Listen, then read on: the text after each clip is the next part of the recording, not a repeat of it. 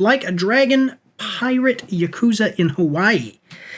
Came out for PC, PS4, PS5, Xbox One, and Xbox Series X and S. Now, this is basically like an over-the-top version of Saints Row and GTA kind of combined, is my understanding. I haven't played the games, but I hear they're really great, and they have a great following. So, if you like the games, let's check out and see what other people thought about them and if this one made any money.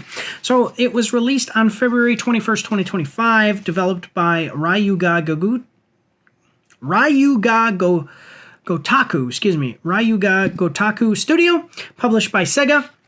Its critical reception was as follows. So IGN gave it an 8 out of 10, the Gamer gave it a 9 out of 10, and the Metacritic scores were Metascore of 79 and user score of 8.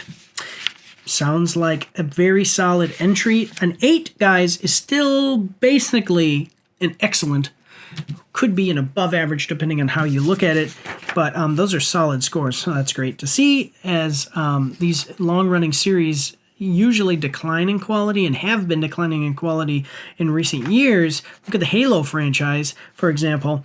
Great to see them keeping up the momentum and, continuing to give their fans what they want.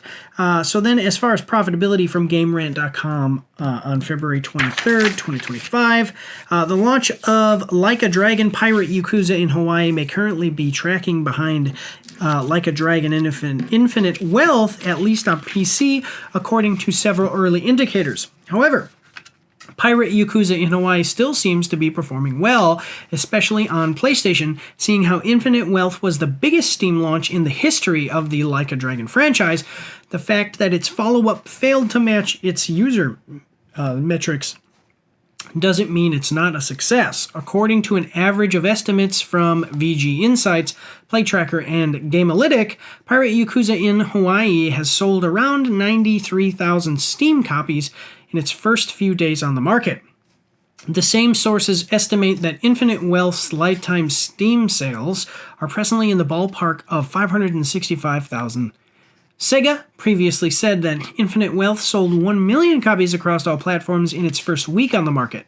For context, the entire Like a Dragon franchise surpassed 20 million lifetime sales in late 2024. So, you're talking about Infinite Wealth sold 5% of the entirety of the copies sold in the lifetime of the entire franchise.